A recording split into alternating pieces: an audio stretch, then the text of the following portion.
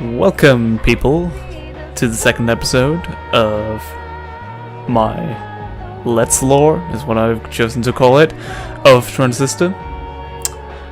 Last time we got our sword buddy here, the Transistor, namesake of the game, and we learned a little bit about why Red is mute, our protagonist. And we encountered the process, and now we will proceed, hopefully finding a ride out of this place while the process goes wild. Alright, so we move over here. Oh, I failed to mention last time you can also move with the mouse. I just move with WASD because that's more convenient. I might just... my keyboard's pretty loud, so I might just end up using my mouse a little bit. You can just drag around here, it works the same as the... This didn't used to be No, here. it didn't. Yeah, it works fine. Right, so... We've encountered breakpoints before, but these we need to do... We don't have a partner to like hit both at the same time, so what do? We use turn, press E, and press E. And you'd figure that this would be a really good puzzle mechanic, am I right? Like... They should definitely use this more in the future. This is the only time in the game that this feature is used. Yep, that's the only time. I mean, I guess Transistor isn't supposed to be a puzzle game, but that right there is just the only... It's weird that it's the only place where it shows up, and it's just... I don't know. They should have utilized it a bit more. That who I think it is. We have a new pal here. P. Moyle. Disposition elusive. Let's let him join our arsenal. Hey, Mr. Moyle, you in there? It's him, all right, but I can barely hear him. Enter Preston Moyle, and our next function, jaunt. Now we don't have to walk around anymore. This jaunt is a very... Go where it suits you. Yeah, Joe, go where it suits me. It's very effective at closing encounters. Like, it's very good in turn. You won't be walking anymore in turn after having this function, because you can see you travel a lot of distance, and it only costs so much of your action bar. If I were to walk over there, that's not even comparable. That's just so much more you have to do to walk over there. So jaunt is almost in every situation when you're moving in turn the best the best thing to do. So, but let's go into the courtyard. Oh boy. Oh no. Cut off first. And we're too late. Now we have to fight this process. This one's called a jerk.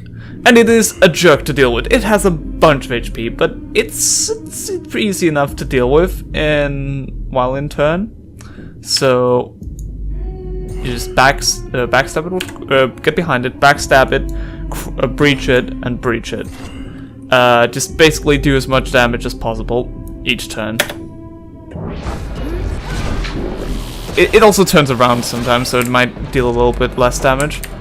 Oh, it also spawns these creeps here.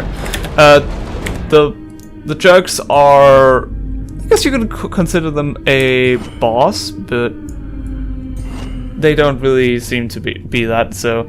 But as you can see, it's easily dispatched. And then we kill this creep, yoink its cell, and we're done here. Now, we reached user level 2! Hey. In user level 2, we can access new functions without the need for bodies. These functions are, yeah, just discovered through the Transistor. We're already in the Transistor, that's interesting. Which, yeah, that's very interesting. So, you have two options here. We have bounce, which is a chain reaction. Apparently it's in the active slots, it's like deals it's like a bouncing attack that goes between each process. in the upgrade slot, which we have yet to explore, but we will in a short while, it just makes... It's basically the AoE effect. If you want something AoE, you can go here, and you have bounce for that. Second off, we have Mask. In the active slot, it basically stealths you, and it amplifies the next action taken as which means that it deals more damage. And in the upgrade slot, it increases backstab damage. So personally, I've tested a little bit of bounce. It's okay, but it's not my playstyle. So, but you will get the opportunity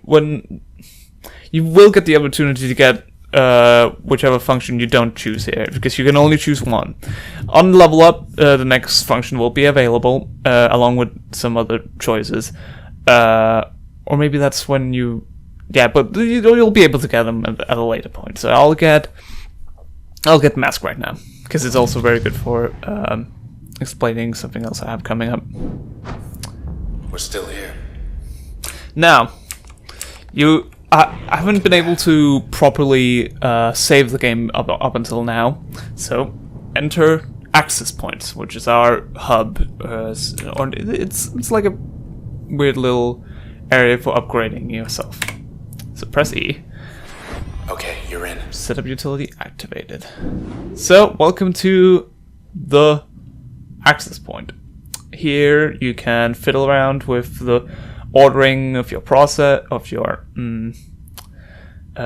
functions and add new ones when you want, but more importantly, you can add them to function points, the different process or the different functions. So for example, Mask, if I were to put it in the upgrade point on Crash, it would deal more damage while backstabbing. I think I'll put this on Breach, but it's basically like, it has different upgrades. Like, and it's not just damage. For example, when you use it with Spark, you get undetectable. You stealth a little bit after using it. It's like a cool little new effect. You put it on. If you put it on Jaunt, you can also stealth a little bit, but they make sure it's balanced enough to so you don't get stealthed the entire time. I'm going to put this on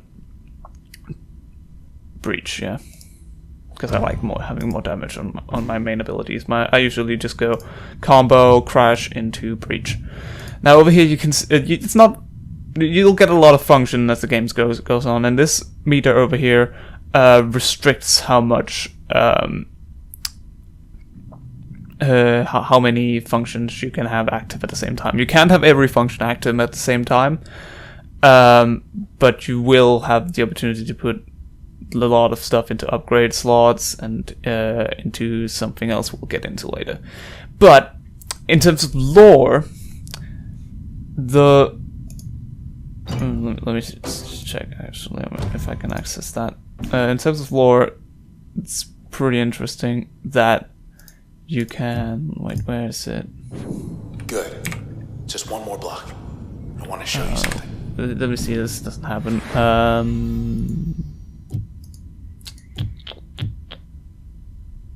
What can I... Oh, maybe not. Maybe it's not now? Yeah, it's not now. We'll get into that later. It's not available for this first access point. Right. But after you access an access point, you have your game saved, so you can quit it right now. I'll just be doing this quick fight, and then I'll think I'll end this off. This is going to be a little bit shorter episode because I have a video loading right now. Right. So let's continue onwards. He has something to show us. Okay, there's a... Wait. Back. What the heck? Oh! Forgot all about this. And our Transistor will tell us a little bit about this new process that we've figured. Because, yeah. Remember the jerk we just beat? Here comes the real part of it. That jerk number 1 is a bit of a joke compared to jerk 2, which is like the job. It's an upgrade. The process upgrades and learns throughout the entire adventure, and this is where it gets nasty. So I think I'm gonna hit there, kill that creep. Hopefully, if it stays there, backstab. Wait, why would he be retracted? Oh, maybe that's because he. Oh yeah, he retaliates, which is another small thing that I think the jerk number 2s do. They retaliate, which makes them immune and does more damage to you. So I'll do that to this real quickly. Boom. And stab. Stab. Right, so you can't just completely destroy it. While while your turn is over, you can jaunt as well, so you can just jaunt all around while waiting for your turn to come up, which is why jaunt is insanely useful again. It's just great function. Alright, I'm gonna focus on taking out this jerk. It's gonna move here to make sure I can hit these two at the same time. Hope that works. Let's see if he actually moves. Yeah, he does. I screwed that up. So, you see, you have health bars as well, and maybe this is a good idea to talk about this. When your health bar reaches 0, you don't die. Because you have functions here, it'll take your most used function and disable that. Basically, these things act as extra lives, but on certain function builds, this can be awful, because I've tried a build where you try to ramp up as much damage, and, for example, my breach would be deactivated. And then, what do I do now? I can crash and spark, which doesn't really do a lot of damage, spoilers. So you're basically stuck with ineffective functions. You don't die as often, so it's not that big of a problem, but still, it's really irritating when it does happen. Let's see if I can hit both of these. No. Right, let's walk over here. Okay. So down you go, and grab the cells, and you heal up to full afterwards, so it's fine. So is this whole block. Yeah. So this is an example of this entire courtyard is an example of how destructive the process will be and what will happen if we don't stop it on this path. Right. So access point. Yes, that'll just save the game. And I don't think I'll end this off. I'll actually go through this expressway because... Yeah, good call. That's our way out. Let's escape from the main menu. That doesn't help us right now. It's basically just settings and stuff.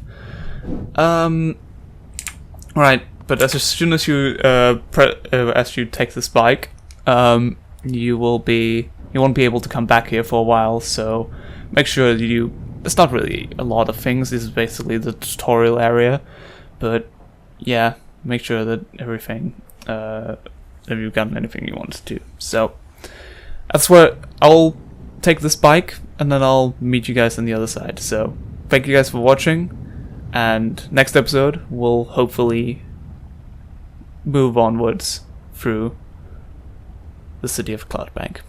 See you. Okay, East 64 on-ramp. 5 blocks down. Take the second right. Do not turn left. And thanks for the lift.